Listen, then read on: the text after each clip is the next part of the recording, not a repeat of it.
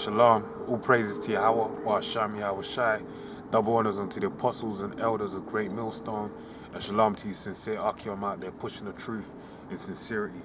This is Paya Allah, and I want to get into this specific scripture in Wisdom Solomon 5 and 1.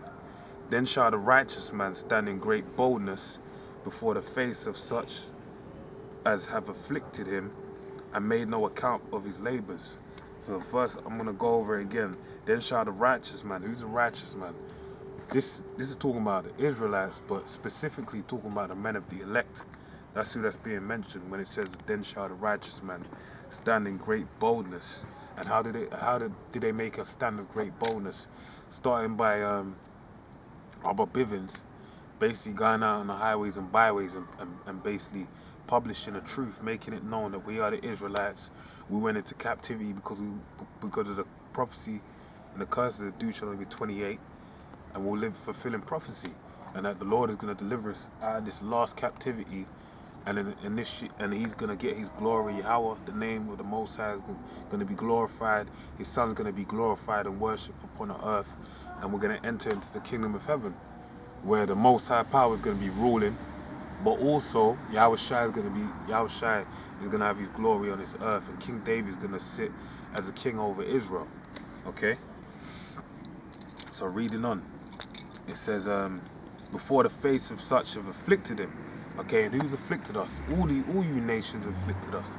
Every nation out here, but headed by the main culprit being the so-called white man, who's known as the devil. The Bible speaks of Esau, the Edomites. They're the ones that afflicted us. They put us in slavery, and they afflict us to this day, man. They afflict us in many, many ways through the white supremacy, the media they use, and basically the way to depict Jake. Everything that's meant to be funny, like a clown, for example, they'll have afro hair on a clown. So having afro hair would be associated with some form of comedy or laughter. Minstrel shows, anything to do with Jake, man. Last hired, first fired. Everything to do with the 12 tribes of Israel is they blaspheme. I wouldn't. Let me say, they basically turn it on its head. Okay, turn it upside down. Okay, and made no account of his labors. That's right. And that's the main reason why I wanted to read this, because they haven't made account of our labors. How did they not make an account of our labors? Let's start from going to their inception. Really, the reason why Esau's got this kingdom the way he's got it is because he basically took our kingdom off our hands, man. During the time of the Dark Ages, he basically came into power, but he basically slivered his way in and overthrew us, and then basically usurped authority and then stood in place where we had stood for all that time. So then what he had to do to carry on that lie, to publish it, to make it accepted among the masses, was by a thing called iconoclasm. With defacing the icons of the Dark Ages and making them look white, or repainting them and publishing white imagery. Okay.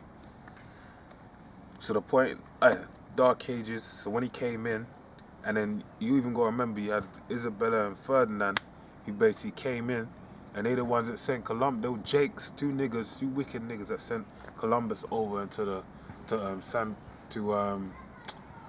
the island, Santo Domingo, I believe it is. Sent him over there, funded him, and that basically opened all the floodgates for them to really take down America and to take whole power over this whole earth.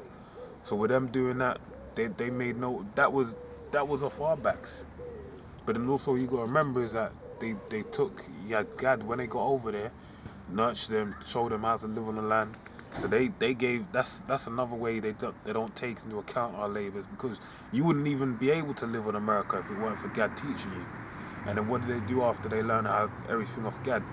Killed them, and then they went over to the west coast of Africa, and they took Judah, Benjamin, and Levi and put them in slavery, and basically built up a capital, amassed great wealth from slavery. Okay, and then still made no account for their labors. They say that they stopped slavery. They didn't stop slavery. They emancipated the slaves. they basically took the white people, the Edomites, so-called white people, the Edomites, from being sovereigns in their own right to being slaves underneath underneath the powers that be, basically being the private bankers, the central bank. Okay, that was a reason why that happened. Then furthermore, all the forms of technology that Jake were making during the time of slavery and forward, Jake made computers, okay, the internet, every refrigerator, Refrigerators, the traffic lights, gas mask as well with gas Jake in the marks. World Wars. They made that See, gas mask. Jake made everything, so that allowed him to further forward his agenda. Because even when you deal with this new agenda they have a thing. They're basically everything's geared towards the internet, basically drawing up a new world order where everything's being brought in together. So again, Jake has basically helped them, not helped them, but basically they that labor, they've made no account of it. Hmm. Okay. And then they turn around and say we're lazy and we're not worth a damn thing. But that's why, let me read on. Then it says, when they see it, they shall be troubled with terrible fear. That's right, because you know what, in the back of their minds, they should have been saying, like, look, you know what, these people are the chosen, we should be careful how we deal with them. Because the elites know. But they thought themselves to be in good account with the Most High Power, but they weren't, man. So the Most High Power is going to show them in that day, and then the terrible fear is going to fall upon them, right? Then it says, with terrible fear, and shall be amazed at the strangeness of his salvation, so far beyond all that they look for. That's right, because Yahweh Shai is going to return back, and he said he's not going to meet them as a man. How is he going to come? He's going to come with the chariots of Israel, IFOs. And in the midst of the World War III, the bombs being flown from Russia all over the earth, being set upon America, and World War III playing out in many various regions. You're going to have the Valley of Jehoshaphat. Basically, our Shai is going to come in the midst in America and start blazing up people as well, man, with concentrated fire, laser beams. Okay, so that's going to be the strangeness of their salvation, our salvation, so beyond what they look for. Because that's the shit you see in movies. But it was written in the book of life, and that's going to happen these last days. So with that, I pray you were edified. I want to say all praise to Yahweh, Hashem El Shai. Double honors to the apostles of Great Millstone, man, and all you brothers out there. Shalom.